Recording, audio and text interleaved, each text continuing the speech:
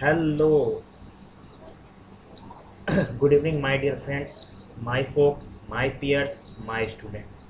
जैसा कि मैंने फर्स्ट इंट्रोडक्टरी लेक्चर में वादा किया था ऑन बिहाफ ऑफ gspedia.com कि जो पहला अनकन्वेंशनल टॉपिक का जो वीडियो आएगा वो 15 अगस्त को आएगा। पर सबसे पहले मैं इसके लिए सॉरी बोलना चाहूँगा। वो video due to some technical errors कल मैं अपलोड नहीं कर पाया। हाँ, पर ज़्यादा देर नहीं हुई। आफ्टर एज प्रोमिस्ड ऑन 15 अगस्त, 15 अगस्त को ना होकर के 16 अगस्त को मैं आपके सामने ये वीडियो प्रस्तुत करने जा रहा हूँ। एंड माय डियर स्टूडेंट्स, मैंने जैसा कि बताया था कि अनकन्वेंशनल टॉपिक्स को मैं अलग अलग एक्सट्रैक्ट करके उस पर वीडियोस बनाते जाऊंगा। आज के बाद से समझ लो, today is the official launching of this page channel gspedia.com। और अभी के बाद आपको कंटिन्यूअस लगातार मिलने शुरू हो जाएंगे तमाम वीडियोस, ठीक है। तो जो मैंने पहली टॉपिक उठाई है वो हिस्ट्री से, मॉडर्न हिस्ट्री से, दैट इज़ मॉडर्न इंडिया से मैंने एक टॉपिक उठाई है, that is acts of governance under British rule. और आपको ही पता है, जब ब्रिटिश हमारे देश में आए तो वो काफ़ी लंबे समय तक राज किए, और इस दौरान धीरे धीरे कई कॉन्स्टिट्यूशनल डेवलपमेंट्स हुए हमारे देश के अंदर, और वही चल के आगे हमारे कॉन्स्टिट्यूशन का भी रूप लिया। And this topic is very much relevant from the point of view of Indian polity as well as from the point of view of modern history, ठीक है। दोनों में ही इसके सवाल पूछे जाते हैं। अच्छा, कुछ बातें मैं बता दूं, जो कॉमन पॉइंट्स हैं, हो सकता है उनमें से कुछ छूट भी जाए। मैं उन पॉइंट्स पे डील करूंगा और काफ़ी मज़ेदार बातें बताते चलूँगा जो आपको बुक्स में नहीं मिलती हैं, ठीक है। और मैं इस वीडियो को, इस टॉपिक को, आपको ही पता है काफ़ी वास्ट टॉपिक है, इस टॉपिक को मैं बेसिकली दो पार्ट में कवर करूंगा। जैसे मैंने आपको दिखा रहा हूँ, पहला पार्ट जो है वो 1793 से 1980 के बीच में होगा, और जो नेक्स्ट लेक्चर आएगा एक दो दिन के अंदर, that will B from 1900 till Indian independence, that is 1947 तक, ठीक है। तो चलिए लेट अस बिगिन।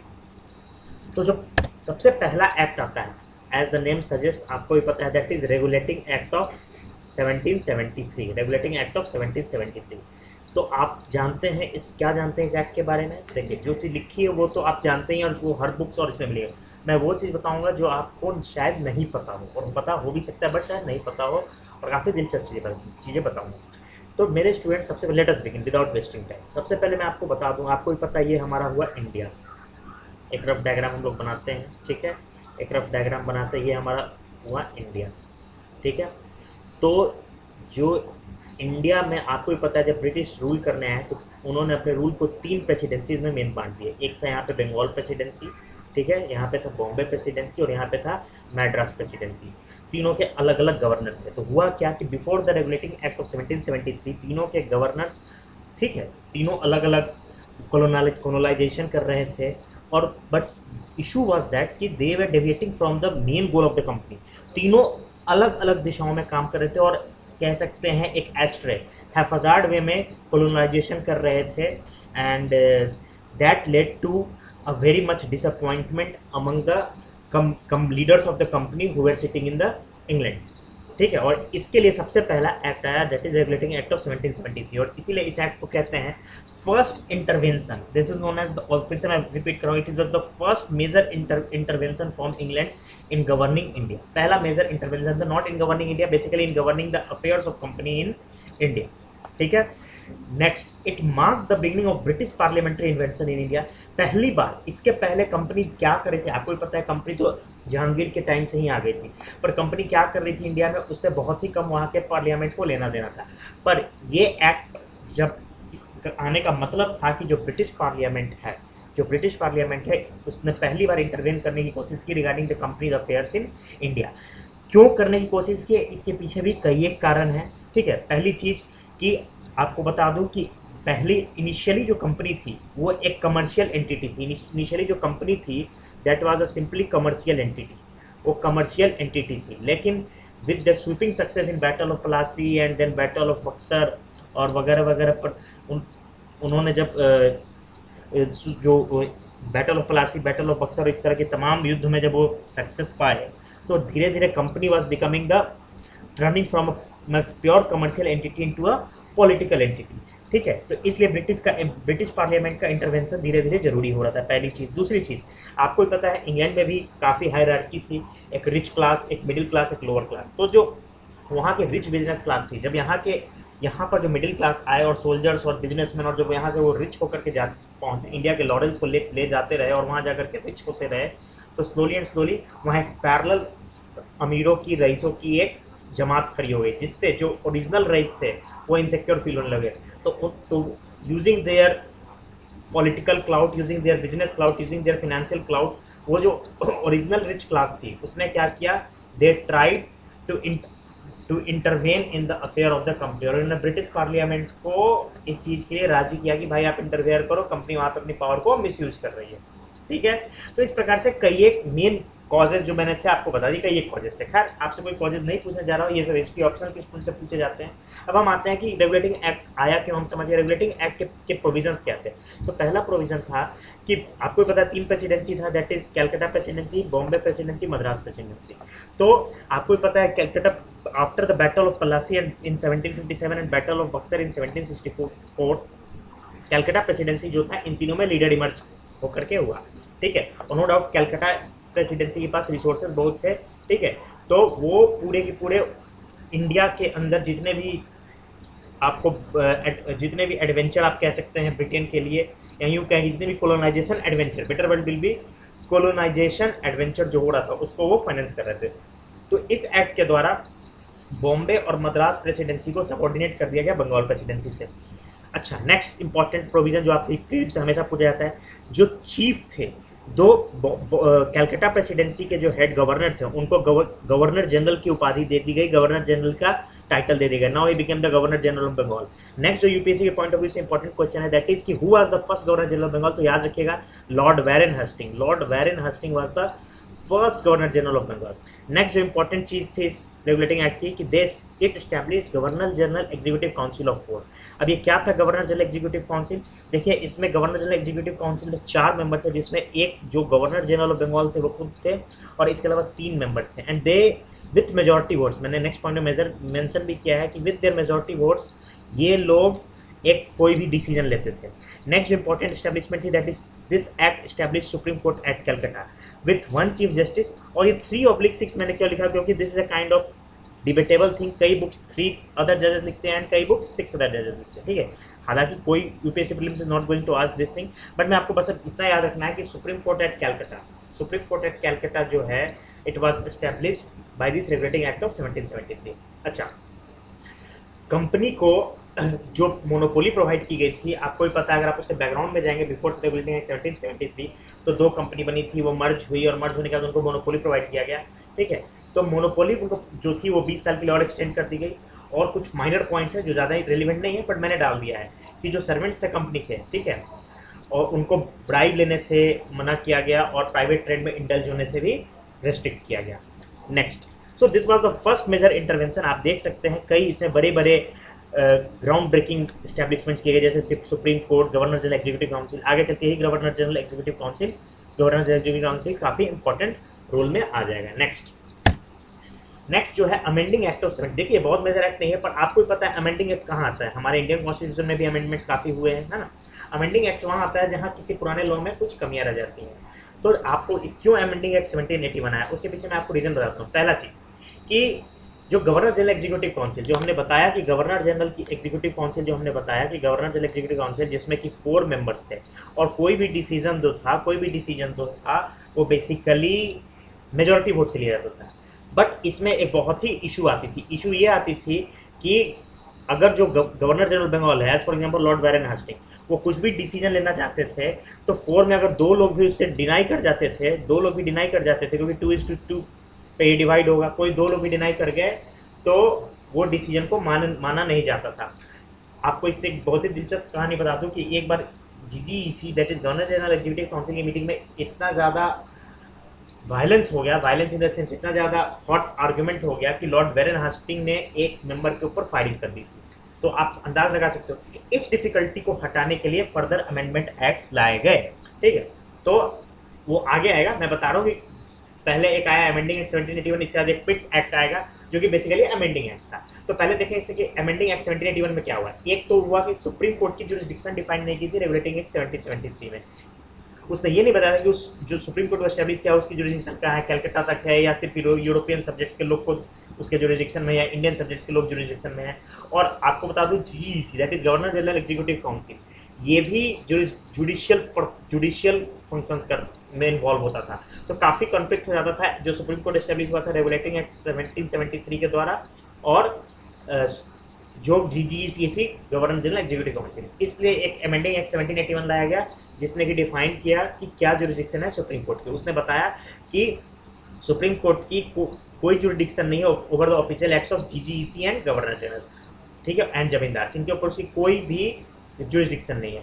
नेक्स्ट उसने ये भी बताया कि जो सुप्रीम कोर्ट एस्टेब्लिश हुई है it should only try Europeans in Calcutta jurisdiction. तो इस प्रकार आप देख सकते हैं कि उसकी जुरिडिक्शन डिफाइन की कि कलकत्ता के अंदर सिर्फ और सिर्फ यूरोपियन सब्जेक्ट्स को वो उसके जुरिडिक्शन में आते हैं। नेक्स्ट सुप्रीम कोर्ट ने एक और इम्पॉर्टेंट चीज़ की, ठीक है, उसने थोड़ी सी सेकुलर फैब्रिक के ऊपर कमेंट किया था कि उसने कहा था कि जो कंपनी की रूल है that is going to respect the religious views. क्योंकि आपको पता है इंडियन सोसाइटी में हिंदुइज्म था, इस्लाम था और अदर माइनॉरिटीज भी थे, तो उसमें ये बताया गया कि it is going to respect that the affairs of the companies will be is going to respect the religious views, ठीक है। नेक्स्ट थर्ड जो आता है that is Pitt's India act of 1784। जैसा कि मैंने आपको बताया कि ये भी एक अमेंडिंग एक्ट था, ठीक है, कई अमेंडमेंट्स लाए गए। जैसे पहला अमेंडमेंट था कि एक बोर्ड ऑफ कंट्रोल था और एक बोर्ड ऑफ कंपनी थी। यहाँ कंपनी हो गया, दैट विल बी कंपनी, मैं लिख देता हूँ, that will be company, board of directors to comply, sorry not company, that is company, I am sorry. हाँ, तो देखिए सबसे पहला जो इसमें अमेंडमेंट दिया गया दैट इज दिया गया कि बोर्ड ऑफ कंट्रोल, एक बोर्ड ऑफ कंट्रोल एस्टेब्लिश किया गया, एक बोर्ड ऑफ कंट्रोल एस्टेब्लिश किया गया, ठीक है, to control civil military and revenue affair. जैसे कि मैंने बताया कि रेगुलेटिंग एक्ट के बाद से जो इंग्लिश पार्लियामेंट था, जो ब्रिटिश पार्लियामेंट था, उसका शिकंजा कसना शुरू हो गया कंपनी के अफेयर पे। अब वो मनमाना नहीं कर सकते थे, ठीक है, उन पर नज़र थी वहाँ के पार्लियामेंट की। तो सिविल, मिलिट्री और रेवेन्यू अफेयर्स इनको गवर्न करने के लिए एक बोर्ड ऑफ कंट्रोल बनाया गया जिसमें 6 मेंबर्स होगा। सो this is very important from the point of view of UPSC prelims. ये नहीं पूछेगा कोई कि कितने मेंबर थे, ये पूछा जाएगा कि बोर्ड ऑफ कंट्रोल किस एक्ट ने एस्टैब्लिश किया, so and so, option A B C D. Next जो बोर्ड ऑफ डायरेक्टर था, ठीक है, बोर्ड ऑफ डायरेक्टर था, वो बनाया गया बेसिकली किस चीज़ के लिए बनाया गया, बोर्ड ऑफ डायरेक्टर था, it must comply with the directions of board of control. एक बोर्ड ऑफ कंट्रोल बनाया गया और board of directors, this board of director was only to responsible for the commercial matters, only responsible for the commercial matters, and it had to comply with the directions of board of control।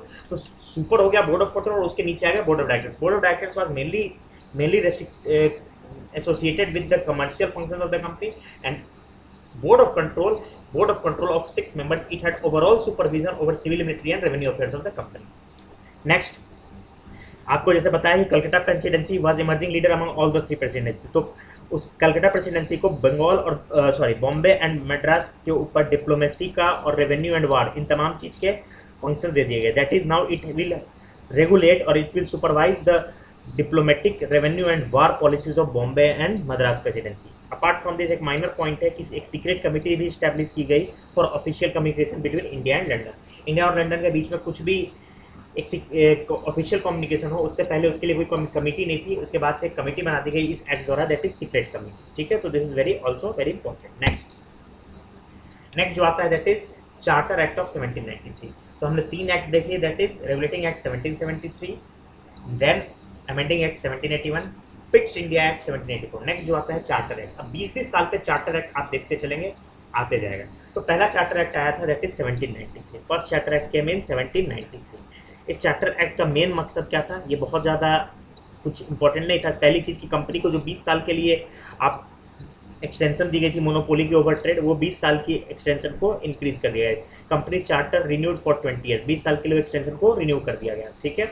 Next, हाँ, इस point of view से बहुत important है। इससे पहले क्या होता था, कंपनी की रेवेन्यू एडमिनिस्ट्रेशन और जुडिशियल एडमिनिस्ट्रेशन एक ही जगह देखी जाती थी, लेकिन इस एक्ट ने, that is charter act of 1793, bifurcated the revenue administration of company from the judicial administration. It also close माल अदालत। सब प्रश्न उठता है कि सर ये माल अदालत क्या है। माल अदालत जो थी वो रेवेन्यू के क्षेत्र में फंक्शन करती थी, ठीक है, रेवेन्यू के क्षेत्र में फंक्शन करती थी। इसको इस लॉ ने एबॉलिश कर दिया, ठीक है।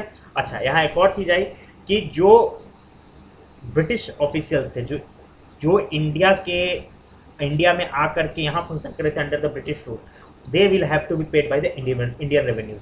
तो यहाँ से आप कह सकते हो कि इंडिया के ड्रेन तो हो ही रही थी इंडिया का वेल्थ, एक तरह का आप कह सकते हो कि सैलरी के रूप में, पेंशन के रूप में इंडिया का ड्रेन यहीं से शुरू हुआ था, that is charter act of 1793। क्योंकि जो भी वहाँ के ऑफिशियल्स यहाँ आकर काम करते थे, ठीक है, उनकी salary pension was to be paid out of Indian revenue. ये किसने लाया? Charter act of 1793। तो यूपीएससी कैसा क्वेश्चन पूछता है? यूपीएससी पूछता है, पहली चीज देखो, पहला पॉइंट इज नॉट रेलिवेंट, वो नहीं पूछने जा रहा है कि कितने साल के लिए। हाँ, ये पूछ सकता है विच of the following act separated revenue administration from judicial administration, which of the following separated closed और शट डाउन द माल अदालत, ठीक है। किस एक्ट ने होम गवर्नमेंट ये प्रोविजन लाया कि home government members should be paid out of Indian revenue? तो सभी का आंसर क्या होगा? Charter act 1793। तो इस तरह से टू द पॉइंट आप चीजों को याद करिए, ठीक है। नेक्स्ट मैंने जैसा आपको बताया कि हर 20-20 साल पे चार्टर एक्ट आते थे और वो रिन्यू, तो हर चार्टर एक्ट में कुछ ना कुछ चेंजेस आते थे। तो चार्टर एक्ट 1793 के बाद देखो अब 20 साल होंगे, that is charter act of 1813 आया। Charter act of 1813 was very very important, क्योंकि इसने कुछ बहुत ही इंपॉर्टेंट प्रोविजंस दिए जो आगे इंडिया के कोलोनाइजेशन में काफी ब्रिटिश को मदद किया। जैसे पहला, इस लॉ ने कंपनी की मोनोपोली एंड कर दी in tea end with China, that is company का अभी तक क्या था, कंपनी का एक छत्र राज्य था कि भाई वही ट्रेड कर सकते।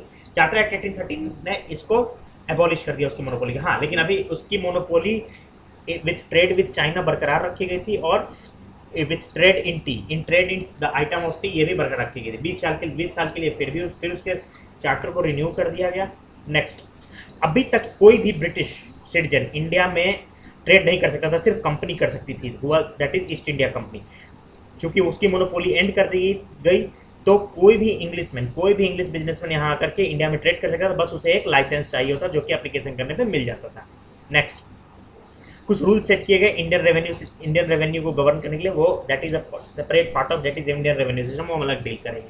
Next, very very important point, one of the favourite question of UPSC, कि which of the following acts separated a part of the budget for promoting literature and education in India? Answer is Charter Act of 1813. Charter Act 1813 ने India में 1 लाख रुपए separate कर दिया था annually, 1 lakh rupees 1 lakh per annum for promoting educational activities and literature activities in India. Apart from this last point, very very important, Christian missionaries were permitted to preach religion, ठीक है।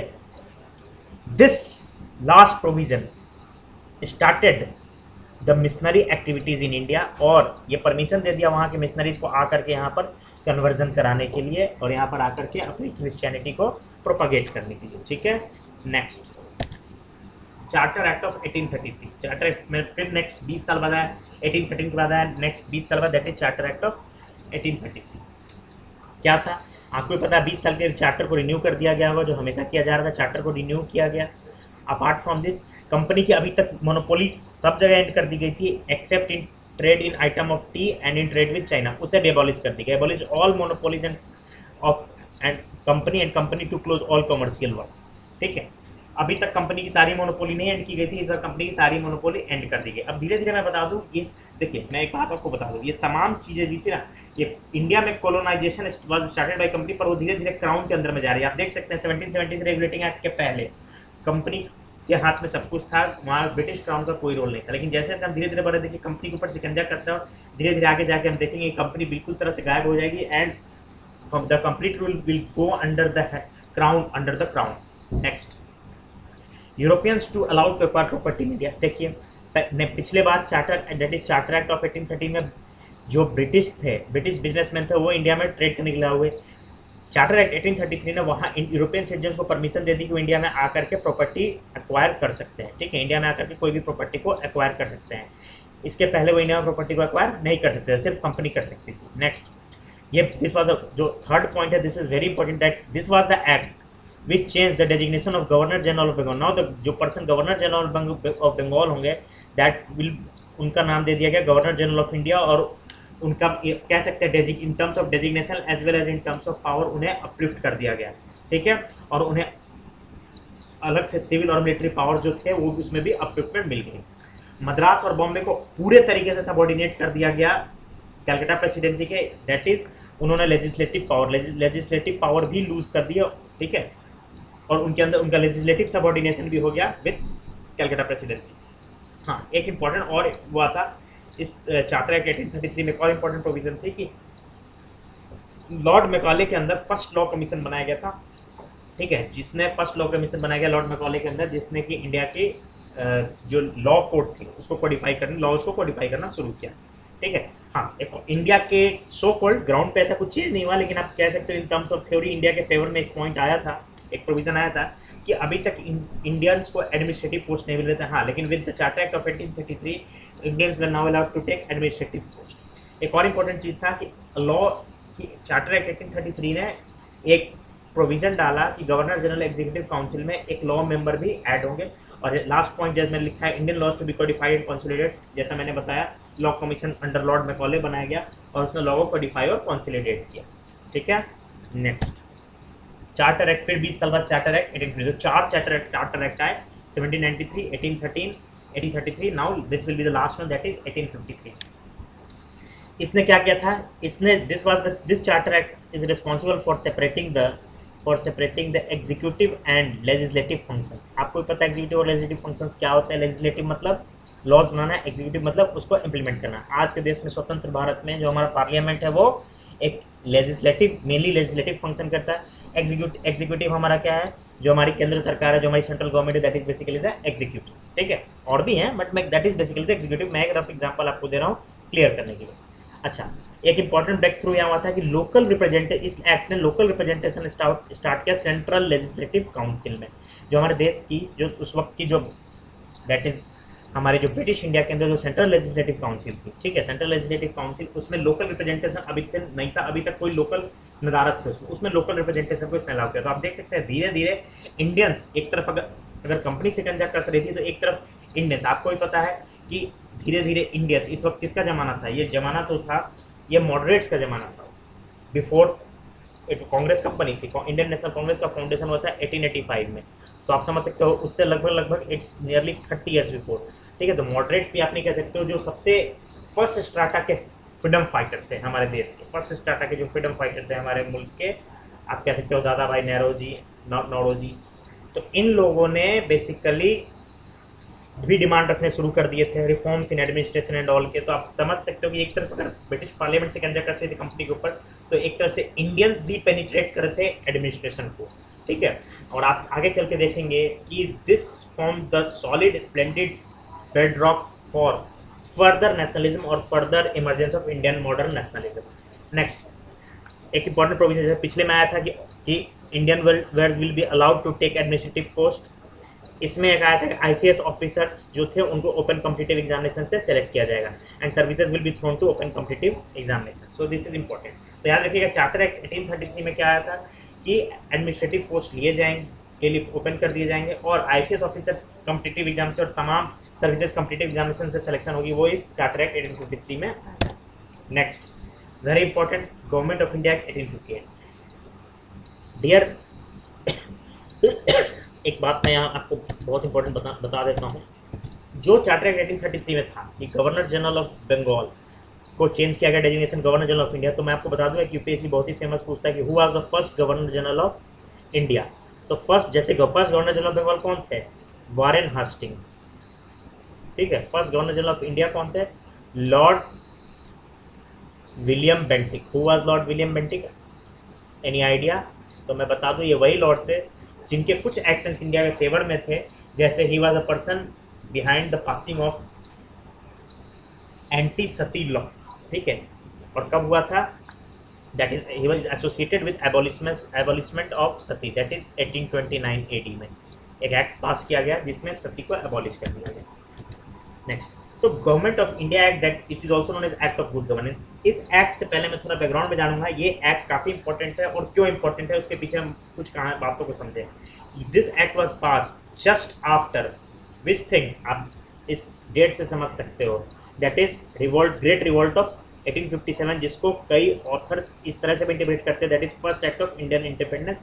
ये अलग बात है, there is a debate, some students call it as a mere sepoy mutiny, ठीक है, and some call it as the first fight for Indian independence, ठीक है। तो मैं ये कहना चाह रहा हूँ कि ये इंपॉर्टेंट क्यों था। ये इंपॉर्टेंट ये था कि आप जिस चीज़ को रेगुलेटिंग एक्ट से देख रहे हैं कि धीरे धीरे कंपनी का शिकंजा बढ़ रहा था, उसको टोटली ग्राउंड के अंडर ला दिया गया इस एक्ट के तहत। इसके बाद कंपनी की स्टैब्लिशमेंट खत्म कर दी गई और सब कुछ जो था डायरेक्ट आ गया किसके अंडर में, दैट इज ब्रिटिश क्राउन। तो सब इसलिए भी इंपॉर्टेंट है क्योंकि सब कुछ ब्रिटिश क्राउन के अंदर आ गया। Ended dual control of Pitt's act. Pitt's act का पिट्स आपने देखा, डुअल एक्ट को चेंज किया। डुअल एक्ट क्या था, दैट इज एक बोर्ड ऑफ डायरेक्टर थे that was to supervise all the revenue civil matters, और एक था बोर्ड ऑफ कंट्रोल जो कि सिर्फ कमर्शियल मैटर से मतलब था। तो ये डुअल कंट्रोल को एंड कर दिया। Now commercial matters and revenue matters, civil matters, every matter will fall under the crown. Next, crown took all property of the board, तो कंपनी का मेयर एस्टेब्लिशमेंट ही खत्म हो गया and crown overtook all the responsibilities as well as all the commercial entities and all the properties, everything. Next, very important point, चूंकि revolt was quite shaking, it shook the complete British Empire, ठीक है। अगर उन्हें at least हटा नहीं सका तो at least उनके फाउंडेशंस को हिलाकर तो जरूर रख दिया था। तो सेक्रेटरी ऑफ स्टेट एक बनाया गया जो कि बेसिकली ब्रिटेन के कैबिनेट, जैसे हमारा कैबिनेट है ना मोदी जी का कैबिनेट, ठीक है, उसी तरह से ब्रिटेन का जो कैबिनेट था उस कैबिनेट का एक मेंबर था, ठीक है। और now he was responsible for official communication between the British government ruling in India and the British Parliament, ठीक है।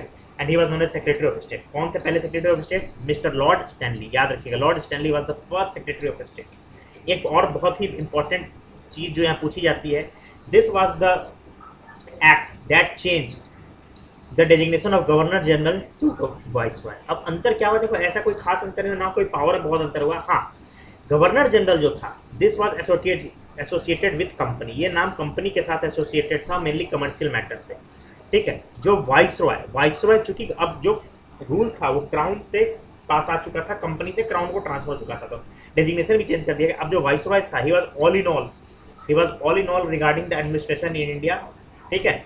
और now he was the direct representative of British crown, he was the direct representative of British crown, ठीक है। अच्छा, ये point already हमने देख रखा है, but now the ICS exams to be held in the form of open exams in London, ठीक है। तो ये सब कुछ मोटी मोटी बातें थी। हाँ, एक और यहाँ इंपॉर्टेंट बात बता दूँ कि जिस तरह से हमने बताया कि first governor general of Bengal Lord Warren Hasting, first governor general of India, first governor general of India Lord William Bentinck, ठीक है। उसी तरह से फर्स्ट गवर्नर जनरल जो कि बदल गया viceroy, that is the first viceroy of India, कौन था, who was the first viceroy of India? तो याद रखिएगा बच्चों, this is Lord Canning. Lord Canning was the first viceroy of India, first viceroy of India was mister Lord Canning. Next, इसीलिए उस act को हम इसलिए एक्ट ऑफ गुड गवर्नेंस भी कहते हैं, क्योंकि इस एक्ट में और भी माइनर पॉइंट्स मैंने नहीं लिखा है, कई भी चीज़ प्रॉमिस की गई थी कि इंडिया के कल्चर को रिस्पेक्ट किया जाएगा, तमाम चीज़ों को ध्यान में रखकर रूल्स बनाए जाएंगे, इंडिया के इंटरनल मैटर्स में इंटरफेयर नहीं किया जाएगा कल्चरल मैटर्स में, क्योंकि इसके पीछे का रीज़न ये था कि कंप्लीट ब्रिटिश रूल जो थी वो शुरू कर गई थी ग्रेट रिवॉल्ट ऑफ 1857 और वो हिल जाने के बाद से वो इंडिया को ऐसा पेश करना चाहिए, इंडिया में अपने आप को प्रस्तुत करना चाहिए कि हम आपके बेहतरी के लिए आए हैं, हम आपको प्रोग्रेस कराने के लिए आए हैं, हम आपके इंटरनल मैटर्स में इंटरफेयर नहीं करेंगे, क्योंकि आपको भी पता है कि कल्चर पर attack, this was attack on the Indian indigenous culture, attack on the culture of tribals, it was one of the major causes behind the great revolt of 1857, ठीक है। इसलिए इसको एक्ट ऑफ गुड गवर्नेंस भी कहा गया। ये अलग बात है कि ये जो लॉ था, ये जो एक्ट था, this started bulk colonisation of India, this started bulk colonisation of India. आप देख सकते हैं हर मैटर पे, अपार्ट फ्रॉम दिस जो ये कुछ अंग्रेज रिफॉर्म्स लेके आ रहे थे, जैसे एंटी सती रिफॉर्म्स, विडो रीमैरिज एक्ट 1856, उन तमाम चीज़ों पे एक उन्होंने ब्रेक लगा दी, क्योंकि उन्हें लगा कि इंडिया में रिफॉर्म्स करना इट इज़ काउंटर प्रोडक्टिव। उन्होंने एक कॉज को तो एसेस किया, उन्होंने बाकी cause that is economic destruction of India, poverty, इन चीज़ों को कभी ध्यान नहीं दिया कि that they are also the causes behind the revolt of 1857। Next, Indian council act of 1861, just after act of good governance that is in 1858, उसके 3 साल बाद एक इंडियन काउंसिल एक्ट पास किया गया 1861, जिसने भी काफ़ी इंपॉर्टेंट प्रोविजंस आए, जैसे वाइसरे की जो गवर्नर जनरल एग्जीक्यूटिव काउंसिल थी, याद है ना, जो कि अब गवर्नर जनरल एग्जीक्यूटिव काउंसिल नहीं, वाइसरॉय की काउंसिल हो गई, ठीक है। उसमें 4 था, 4 उसके मेंबर को घटा करके 3 कर दिया गया था, अब उसे बढ़ा करके 5 कर दिया गया 5 मेंबर्स। और इंडिया में पहली बार पोर्टफोलियो सिस्टम इंट्रोड्यूस हुआ एडमिनिस्ट्रेशन में। पोर्टफोलियो आप समझते हैं ना, जो हमारी मंत्रिमंडल होती है, मोदी जी के कैबिनेट में ये मंत्री हैं, ये मंत्री हुआ, तो पोर्टफोलियो सिस्टम स्टार्ट हुआ। नेक्स्ट, एक इंपॉर्टेंट बात आई कि viceroy to nominate Indian as non, पहली बार non official members in viceroy के पहली बार non official members started to get nominated by the viceroy. Portfolio system was introduced by Lord Canning, ठीक है, और यही आगे चल करके कैबिनेट सिस्टम बन गया, यही आगे चल करके कैबिनेट सिस्टम बन गया, ठीक है। लेजिस्लेटिव काउंसिल जो थी वो उसकी फंक्शन मेयरली एडवाइजरी थी, और ये वेरी इंपॉर्टेंट पॉइंट है कि legislative powers of Bombay and Madras restored. जिस लेजिस्लेटिव पावर को किसने लिया था, which act has completely taken the legislative powers of Bombay and Madras, can anyone से? आप पीछे की स्लाइड्स में देख लेंगे, या फिर अगर आपको याद होगा आप समझ सकते हैं। तो बॉम्बे एंड मद्रास के लेजिस्लेटिव पावर को रिस्टोर कर दिया गया, ठीक है। Next last, Indian council act 1892। Indian council act 1892, what was this act? पहली बात, जो non official member Indian council act 1861 में नॉमिनेट किए गए थे वाइसरॉय को, उसके नंबर बढ़ा दिए गए। कहाँ कहाँ? Provincial council as well as central legislative council, दोनों ही जगह लेजिस्लेटिव काउंसिल बढ़ा दिए गए। एक तरह से indirect election introduce, non official members को सेलेक्ट करने में इनडायरेक्ट इलेक्शन को स्टार्ट कर दिया गया। ये this point is very very important, क्योंकि यूपीएससी डायरेक्ट पूछता है कि which of the following acts introduce a system of indirect election of non official member. आप एक तरह से कह सकते हो कि हालांकि पार्लियामेंट्री डेमोक्रेसी तो कैबिनेट सिस्टम से ही शुरू हो गई थी, पर एक तरह से कह सकते हो कि इनडायरेक्ट इलेक्शन इंट्रोड्यूस हुआ तो this led to the introduction of parliamentary system in India, ठीक है।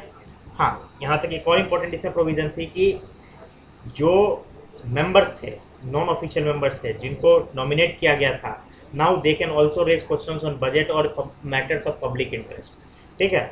और एक और इसमें प्रोविजन आई जो कि बहुत ज़्यादा इंपॉर्टेंट नहीं है, दैट इज प्रोविंशियल लेजिस्लेचर्स। अगर तुझे कुछ लगता है कि जो सेंट्रल एक्ट पास किया गया वो गलत सही है गलत है, तो उसे वो अल्टर कर सकते हैं। तो ये मोटी मोटी तमाम बातें थी, ठीक है। तो ये बच्चों देखो यहाँ पे PDF एंड होता है, ठीक है, और इस चीज़ का PPT एंड होता है, और मैं इसका सेकंड पार्ट 1-2 दिन में लेकर के आऊँगा, ठीक है। Thank you, have a nice day. उम्मीद करता हूँ आपको पसंद आई होगी तो प्लीज़ सब्सक्राइब करें, ठीक है। और मैंने तमाम इम्पोर्टेंट पॉइंट्स डाल दिए हैं जो कि आपके UPSC के लिए रिलेवेंट है, UPSC प्रीलिम्स के लिए। इससे बाहर शायद ही कुछ आए, क्योंकि मैंने 2-3 सोर्सेज से उठा करके डाले हैं इन्हें। Thank you and have a nice day.